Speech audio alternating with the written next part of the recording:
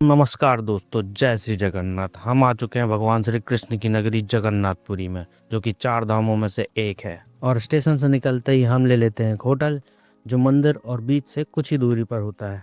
तो आज करेंगे हम आराम। कल सुबह होते ही हम निकलेंगे प्रभु जगन्नाथ के दर्शन के लिए। सुबह होते ही हम निकल जाते हैं भगवान श्री जगन्नाथ के दर्शन के लिए। और हम आ चुके हैं मंदिर में प्रवेश करने के 4 प्रमुख द्वार हैं। और हाँ, मंदिर के अंदर मोबाइल एवं इलेक्ट्रॉनिक सामान ले जाना सख्त मना है। यहाँ पर आपको लॉकअप की सुविधा मिल जाती है। यहाँ आप अपना सामान सुरक्षित रख सकते हैं। मंदिर में हमें भगवान श्री कृष्ण, भाई बालभद्र और माता सुभद्रा के दर्शन करने को मिलते हैं। और अगर हम मंदिर की बात करें तो मंदिर लगभग 10.7 एकड़ में फैला हुआ है, जो कि इसका कुल स्क्वायर फीट होता है 4 लाख स्क्वायर। इसके साथ ही हमें मंदिर प्रांगण में ही आनंद बाजार है, जहां पर प्रसाद एवं महाभोग मिलता है। वहीं अगर हम मंदिर के कुछ रहस्यों की बात करें तो मंदिर के ऊपर लगा हुआ ध्वज हवा के हमेशा विपरीत दिशा में लहराता है। और ऐसा भी कहा जाता है कि दिन के किसी वक्त मंदिर की परछाएं जमीन पर नहीं दिखाई देती। वहीं भगवान की तीनों मूर्तियां लकड़ी की बनी हुई हैं, जिन्हें हर 12 सालों में बदला जाता है। और ऐसा भी कहा जाता है कि मूर्ति के अंदर भगवान श्री कृष्ण का हृदय रखा हुआ है, और जो आज भी धड़क रहा है। और अगर हम दर्शन की बात करें तो दर्शन करने का टाइम 5 बजे से रात्रि 9 बजे तक रहता है। वहीं अगर मैं आपको अपना एक्सपीरियंस बताऊं तो यहाँ पर दिन में ज़्यादा भीड़ होती है। और अगर आप शाम को 7 बजे से 9 बजे तक आते हैं तो यहाँ आपको बड़े ही आराम से दर्शन मिल जाते हैं, जो कि हमने खुद ही 2 बार दर्शन किए थे भगवान श्री जगन्नाथ के। तो दोस्तों, अगर हम रश की बात करें तो सबसे ज़्यादा रश यहाँ पर जून जुलाई के महीने में होता है, क्योंकि उस समय भगवान श्री जगन्नाथ की रथ की यात्रा का आयोजन होता है।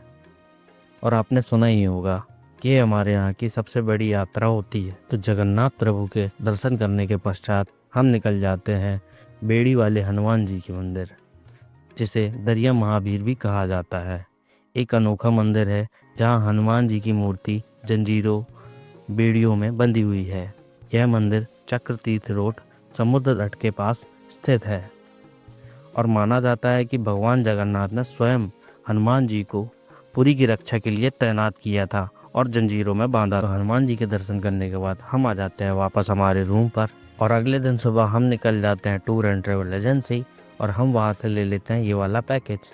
उसके साथ ही हम निकल जाते हैं हमारे पहले प्लेस की तरफ, जो है चंद्रभागा बीच। ये मंदिर से लगभग 30 से 32 किलोमीटर की रेंज में पड़ता है, जिससे कोणार्क टेम्पल की जो दूरी है वो कुछ किलोमीटर रह जाती है। बीच पर कुछ देर रुकने के बाद हम निकल जाते हैं कोणार्क टेम्पल की ओर। तो हम आ चुके हैं कोणार्क सन टेम्पल, जो कि हमें नाम से ही पता चल रहा है कि यह मंदिर भगवान सूर्य देव को समर्पित है, जिसका निर्माण 13वीं शताब्दी में किया गया था। और इसका श्रेय गंग वंश के राजा प्रथम नरसिंह देव को दिया जाता है। यह मंदिर हमारी भारतीय संस्कृति को दर्शाता है, जिससे पता चलता है कि 13वीं शताब्दी में भी कितने महान कलाकार हुआ करते थे, जिनके बनाए हुए मंदिर आज भी एक धरोहर की तरह रखे गए हैं। अच्छा, आपने कभी न कभी एक चीज़ ध्यान दी होगी, हमारे 10 रुपए के नोट के पीछे जो मंदिर और चक्र बना हुआ है वो इसी सूर्य मंदिर से लिया गया है, जो हमारी भारतीय संस्कृति को दर्शाता है। कोणार्क टेम्पल के बाद हम आ जाते हैं धौलगिरी, जो भगवान बुद्ध को समर्पित स्तूप है। यहाँ आपको भगवान बुद्ध की काफ़ी सारी प्रतिमाएं देखने को मिलती हैं। तो धौलगिरी के बाद हम निकल जाते हैं लिंगराज मंदिर, जो कि भुवनेश्वर में स्थित है। ये मंदिर भगवान शिव और भगवान विष्णु को समर्पित है। लिंगराज मंदिर के बाद हम आ जाते हैं खंडगिरी और उदयगिरी। खंडगिरी में ही ऊपर जैन मंदिर बना हुआ है। खंडगिरी और उदयगिरी दोनों ही आमने सामने स्थित है, जहाँ एक ओर से देखने पर कुछ इस तरह और दूसरी ओर से देखने पर कुछ इस तरह दिखाई देता है। यहाँ पर काफ़ी सारी प्राकृतिक गुफाएं बनी हुई हैं, जो कि देखने में काफ़ी आकर्षित लगती है। इन सभी जगह घूमने के बाद हम आ जाते हैं वापस में रूम पर। रूम पर थोड़ी देर रुकने के बाद हम आ जाते हैं बीच पर। यहाँ पर शाम को आने के बाद जो सुकून था उसकी तो बात ही कुछ और है।